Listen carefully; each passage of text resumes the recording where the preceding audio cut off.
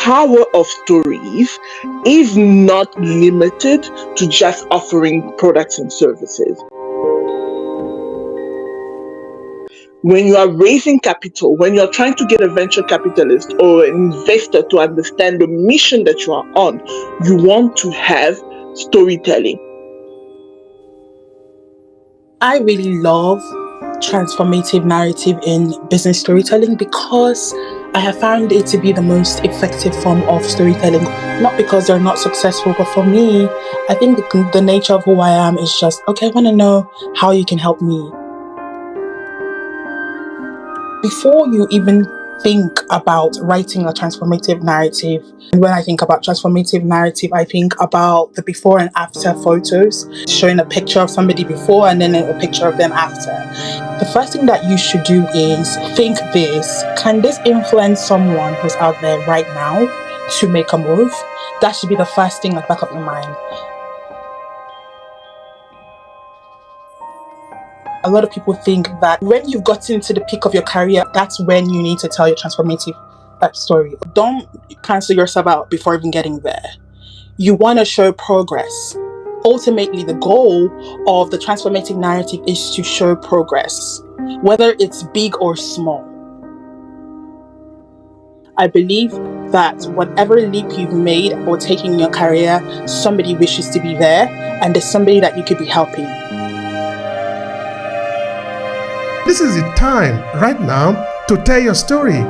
Each of us are in different level because success is not a competition, but the competition actually is between you and you.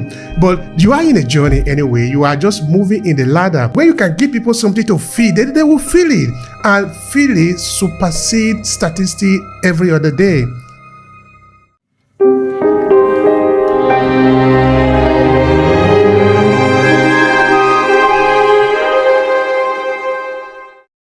Hannah Idachaba, I want to pass the mic to you. Please share with us the conversation remains the power of transformative narrative in business storytelling. Please share with us. Mr. Obehi, it's always a pleasure to be here. Hello, everyone.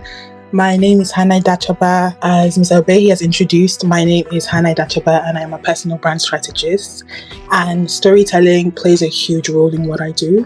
I particularly help female entrepreneurs in business. I help move them from, like a mediocre LinkedIn experience to a more lucrative, LinkedIn experience. Because a lot of the times people have LinkedIn profiles and don't know how to navigate it. So I help with that. I just would like to go into today's conversation.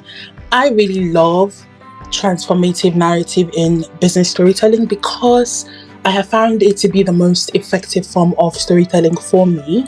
I think that's what really grabs my attention the most amongst other forms of storytelling.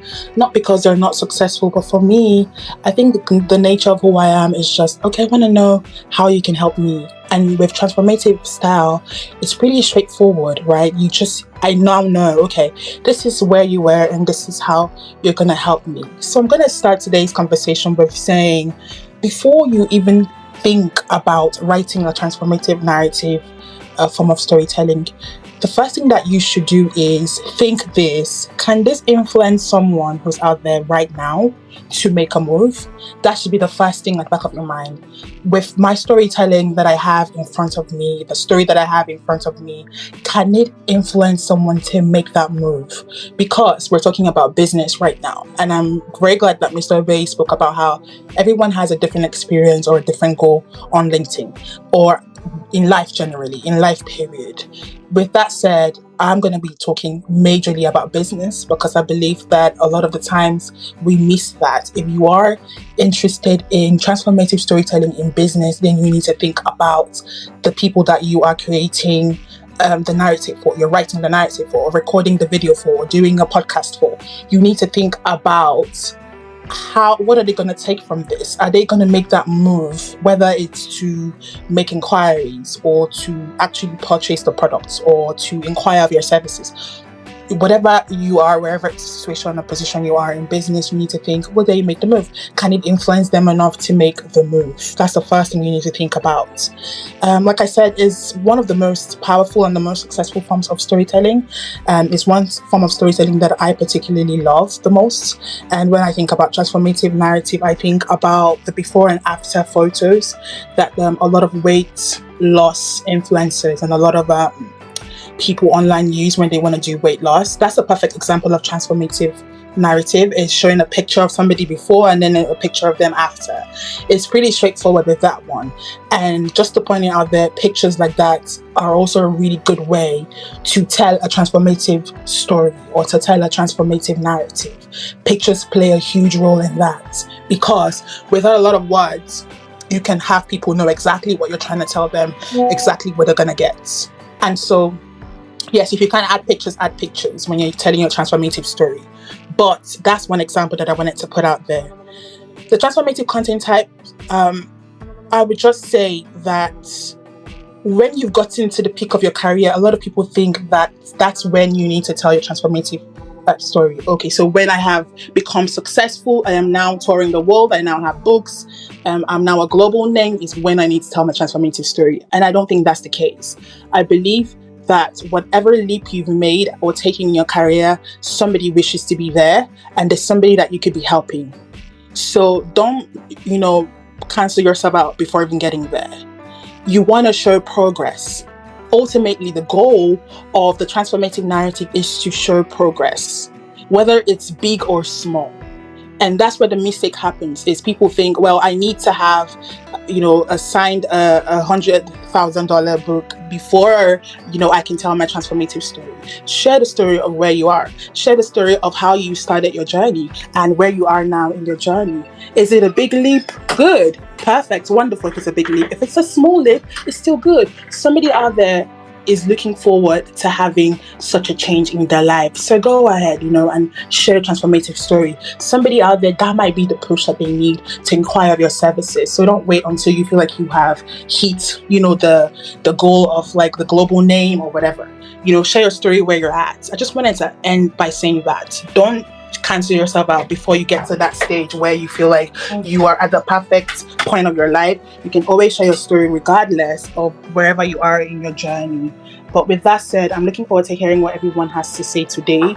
I'm so excited to be here speaking to all of you. And my name is Hannah Dachaba. My DMs are always open. Feel free to pop me a message anytime. And I hope you all have an amazing day. Thank you, Mr. Obehi. Thank you so much, Hannah. That is such a beautiful input there. It's really powerful. In fact, it made me remember one time I made a post, that sort of a congratulatory post, and also thanking the people that are supporting me on LinkedIn, because I've reached, I think that was 15,000 followers at the time. And when I did that, I said that there were people who were also making similar posts, but they have gotten 1,000. And then I said, okay, there are people that are making similar posts, but they have gotten 50,000. And there were people that were making similar posts, they are getting over 100,000 followers on LinkedIn, which basically say that each of us are in different level in this ladder of, if you want to call it success, but not really, let's say in the journey that we are, because success is not a competition, but the competition actually is between you and you. But you are in a journey anyway, you are just moving in the ladder. Everybody is in their different ladder. So like Anna is saying, what I really beautifully am taking away from there is that you are not going to only tell the story because you have got it to the last line in your ladder. Maybe that is not where the story is, but when you have taken the first one, that can be something to celebrate there. You could share that, how you have gotten the very first one. That can be a beautiful one. You don't need to wait till you have completed what you want to do in life before you can tell your story. But because that is no guarantee that you are even going to be there to tell the story. You don't know what is going to happen. So this is the time right now to tell your story. I think another good example about that would be when we set our goal. You set your goal to be able to achieve a certain thing for a certain amount of time. Now, you don't need to only celebrate it when you have gotten that, because it is not what you are going to get that is actually the most important. The most important thing is the journey. If we continue to celebrate every day that we are in that journey of success, I think it can make a lot of sense for people, because maybe where the people really need to get from you is not that you have achieved it, but that you are on it and you are still continuously strongly to get to where you want to go to. I think that can be really very important, even as a transformative storytelling. I see, Tanya, you are blinking your mind. Please say something quickly before we move to Annie. Thank you. I just wanted to back off of what Anna just shared, because most of the time in these rooms, we often talk of from the perspective of businesses selling or offering services. But this whole concept of transformative narrative does not stop with businesses. If you are a founder raising capital, if you are a venture capitalist or private equity fund raising capital, you are going to need to learn how to tell stories. Because I think 2 or 3 weeks ago, I had a meeting with a venture capitalist who is also an impact investor, and he has a portfolio of over 40 companies. For them, it's mostly buy and hold. For those that are familiar with the buying of businesses, they will understand what I'm trying to say. And when I was asking him, so what makes you decide to invest in a business?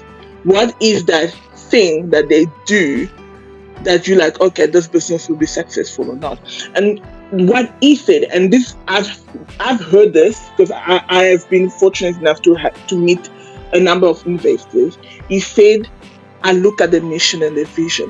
When I ask why they're doing something, the story they tell me. So even if I'm investing in that business and I lose money, I know that they didn't try to take me for a ride. So the power of stories is not limited to just offering products and services.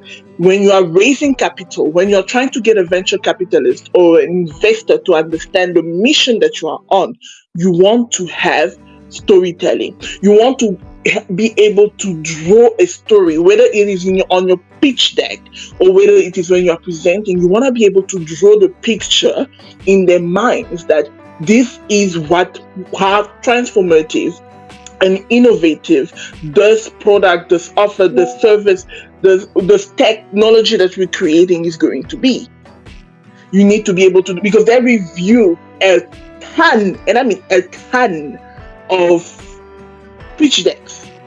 So even your pitch deck needs to be able to tell a story. So they'll be like, oh, I need to give this person 15 minutes of my time so they can pitch me and I can write a check. So I just wanted to piggyback off of what Anna said around being able to tell the stories and drawing the picture in people's minds. Thank you so much for that. And that is really highly valuable. Of course, that is what it means. A couple of days ago, I was interviewing a crowdfunder who actually help people to raise money, raise funds if they are in business. And we talked about also how to use the power of story to do that, because if what you are going to be doing at the end of the day is just show data, statistics, it will work, but it's going to be difficult to really capture the heart and mind of the people, because people want something to give them something to feel. When you can give people something to feel, they will feel it, and feel it supersedes statistics every other day. So of course, there's no doubt that this is actually what is the right thing that we need to be doing in our business, using the power of storytelling.